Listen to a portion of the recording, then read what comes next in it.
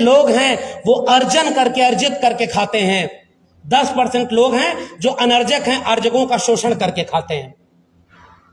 और जब उस लड़ाई को एक किया तो दोनों ने मिलाकर त्रिवेणी संघ, अर्जक संघ से लेकर के समाजवादी आंदोलनों, क्रांतिकारी आंदोलनों का एक पूरा इतिहास बनता है। जिस इतिहास का नारा था, 2 बातें हैं मोटी मोटी, हमें चाहिए इज्जत रोटी, मिटे गरीबी और अमीरी, मिटे चाकरी और मजबूरी, तो पुनर्जन्म और भाग्यवाद, इनसे निकला ब्राह्मणवाद। अरे ये 50 साल 80 साल पहले की लड़ाई हमारी है, हमने पहचाना ही नहीं उसे। कैसे डॉक्टर लोहिया ने यह नारा दिया था, सन सोपा ने बांधी गांठ, पिछड़ा पावे 100 में 60। और उस डॉक्टर लोहिया से भी झगड़ा किया था भाई। और हम तो उस विरासत के लोग हैं। अब मैं उस शिकायत वाली जगह पर आ रहा हूं। तथागत बुद्ध से किसी ने पूछा कि आप अपने आने वाले लोगों के लिए क्या पैगाम देकर जाएंगे, आपका संदेश क्या है?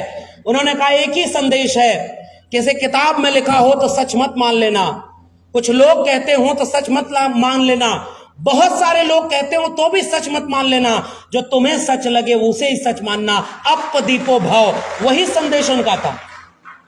और आलोचना का इतिहास तो हमारा समाजवादी और सामाजिक न्याय अम्बेडकरवादी आंदोलन का पहले से।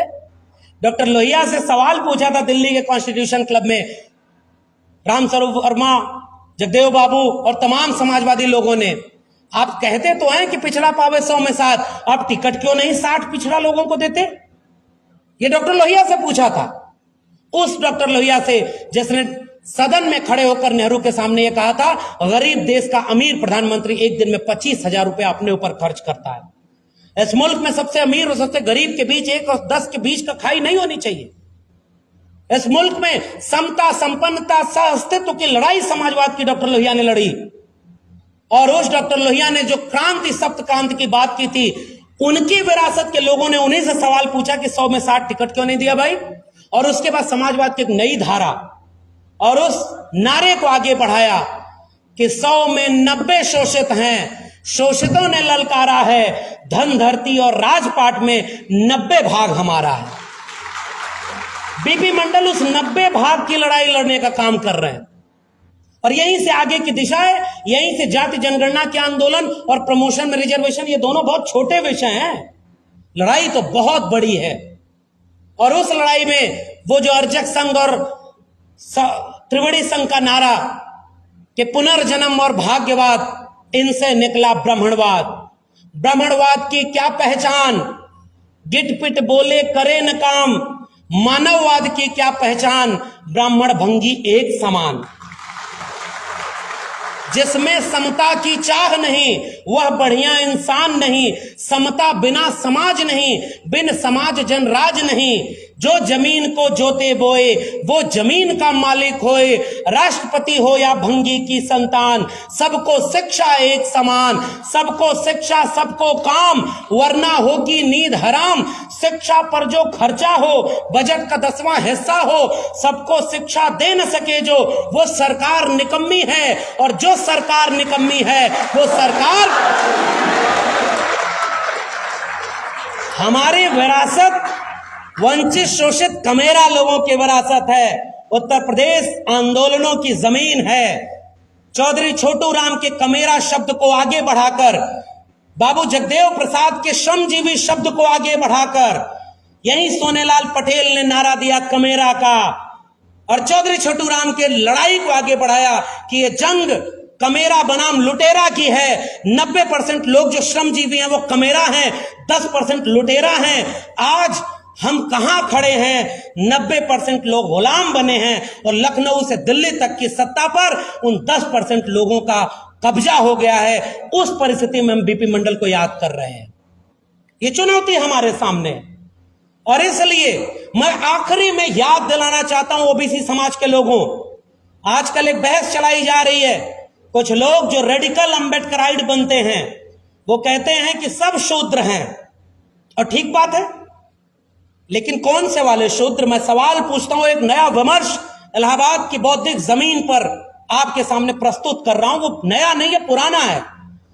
ज्योतिराव गोविंदराव फूले ने गुलामगिरी में लिखा कि इस देश में जो श्रम करने वाली जातियां थीं वो तो इस मुल्क की शासक थीं, और खेत से बना एक क्षत्रप से बना एक क्षत्रिय, और उन्होंने कहा कि वो एक कौम जिसके बीच से राजा पैदा हुए। तथागत बुद्ध के विचारों को पूरी दुनिया में फैलाने वाले राजा सम्राट अशोक किस जाति के थे? मौर्य साम्राज्य किसका था? पाल प्रतिहार गुर्जर वंश किसका था? देवगिरी का वंश किसका था? और दलित और आदिवासी जातियों में चलिए गोंडवाना लैंड और भीलवाड़ा किसका था? इस बात को पहचानने वाले दो लोगों ने, डॉक्टर अंबेडकर और उनके गुरु ज्योतिबा फूले ने यह बात कही कि जो बाहर से आए, वोल्गा पार से, उन्होंने इस देश में जो जंग लड़ी इस देश के मूल निवासियों के साथ, जो झुककर समझौता कर दिए उन्होंने राज छत्री बना दिया, और जो तन कर खड़े रहे उनको शूद्र बनाया। यानी ओबीसी शूद्र नहीं था, उसे जबरदस्ती वर्ण व्यवस्था में डाला गया है, इसलिए हम उसका विरोध करते हैं। और इस बात को पढ़ना है तो ज्योतिबा फूले की गुलामगिरी पढ़ें और डॉक्टर अंबेडकर की किताब हु वेर शूद्रा, शूद्र कौन है, पढ़ें। और इसीलिए डॉक्टर अंबेडकर ने वो नारा दिया था, जाओ इस देश की दीवारों और अपने घरों की दीवारों पर लिख दो कि तुम इस देश के शासक हो। आपको गुलाम बनाया गया, और ये मेरा स्पष्ट विचार है। छत्तीसगढ़ में गया था आदिवासियों के बीच, आज कुछ लोग लड़ाने पर तैयार हैं। ओबीसी को ओबीसी से लड़ाएंगे, दलित को दलित से लड़ा रहे हैं, और हमारे लोगों को ही भटका रहे हैं कि आरक्षण की सारी मलाई तो फला ने खा ली। मैं एक टीवी डिबेट में बैठा था, सारे वही लोग थे, मुखत से जाए तो ब्राह्मण बाहुर नाम क्षत्रिय। मैं व्यंग में ये बात बोलता हूं, आजकल यूएपीए और बुलडोजर सब साथ में चल रहा है। हम लोग नेता नहीं है इसलिए ईडी सीबीआई नहीं आएगी, लेकिन जेल में डाला जा रहा है। मैं याद करता हूं इस मंच से, मेरा दोस्त उमर खालिद किस जुर्म की सजा में आज जेल में है। मेरे प्रोफेसर हैनी बाबू ओबीसी समाज के वहां पर केरल के, और प्रोफेसर आनंद तेलतुमड़े, गौतम नौलखा, बर्बर राव, जाने कितने लोग जो वंचितों शोषितों की लड़ाई लड़ रहे हैं वो जेल में हैं, और बिल्किस बानो के बलात्कारी बेल पा करके माला से स्वागत पा रहे हैं। और इसलिए मैं वो बात याद कर रहा हूं कि सारे लोग बैठ करके कह रहे थे जाति जनगणना होगी तो लोग आरक्षण मांगने लगेंगे। ये 10% सुदामा आरक्षण किसने मांगा था भाई? ईडब्ल्यूएस आरक्षण के लिए इस देश में कोई आंदोलन हुआ क्या? ये आज भी संघियों के आका हैं। गोलवलकर, उनकी किताब है द बंच ऑफ थॉट, उसमें लिखा है कि आरक्षण जाति के आधार पर नहीं, आर्थिक आधार पर होना चाहिए। ये जो निजाम बैठा है ये अपने गुरु गोलवलकर के विचार पर चल रहा है, और हमारे अपने लोग बिरसा, फूले, अंबेडकर और पेरियार को भूल गए, इसलिए आज विपक्ष में बैठे हैं। और इसलिए मैं ये बात कह रहा हूं, जब उस पर उन्होंने कहा कि जाति जनगणना हो जाएगी तो आपका तो भेद खुल जाएगा, आपके नाम में यादव लगा है, और लोग जान जाएंगे कि ओबीसी का सबसे ज्यादा मलाई तो यादव ने खाई है, तो आप जाति जनगणना का क्यों समर्थन कर रहे हैं? मैंने उन सारे लोगों को यही पलट के कहा कि इस जाति जनगणना से अगर सबसे ज्यादा नुकसान यादव का है तो एक यादव क्यों कह रहा है कि जाति जनगणना हो? नुकसान मेरा है, मैं समर्थन कर रहा हूं, तुम्हारा कोई नुकसान नहीं तो तुम विरोध कर क्यों रहे हो? और जाति जनगणना के विरोध में अब तक जितने लेख लिखे गए हैं वो सारे के सारे लेख केवल सवर्णों के लिखे गए। आपसे कोई मतलब नहीं तो आप क्यों विरोध कर रहे हैं? इसलिए जाति जनगणना नहीं होने दी जा रही है। इसलिए आपके प्रमोशन में रिजर्वेशन और किस चीज में आप रिजर्वेशन लेंगे? वो बेच रहे हैं भारत को, मैं चैन से कैसे सो जाऊं, सौगंध मुझे इस मिट्टी की, मैं देश नहीं बिकने दूंगा। मुख्यमंत्री रहा वो शख्स तो उसे जाति नहीं नजर आई। 14 में जब प्रधानमंत्री बनने आया तो कहा मैं ओबीसी मां का बेटा हूं। वैसे ही फेक ओबीसी वो है जैसे उसे चाय बेचते कभी किसी ने नहीं देखा, फिर भी वो उसको बेच ले गए। जिसे चाय बेचते किसी ने नहीं देखा, जो सौगंध लेके आया था कि भारत नहीं बिकने दूंगा, उसने इस देश की सरकारी नौकरी, सरकारी शिक्षा, सरकारी संपत्ति, सरकारी जमीन, सब कुछ अपने दोस्तों अंबानी अडानी के हाथों बेच दिया है। अब आपका आरक्षण और प्रमोशन में रिजर्वेशन आप लेंगे कहां? उसका कोई दोष नहीं है। वो बोल चुका है मेरा क्या है जी, मैं तो फकीर आदमी हूं, झोला लेके चल दूंगा, हमारा आपका क्या होगा। मंडल की लड़ाई अब और गहरी हो गई। अगर आज हम चूके, हम नहीं लड़ पाएंगे साहब, क्योंकि हम लड़ने लायक नहीं बचेंगे।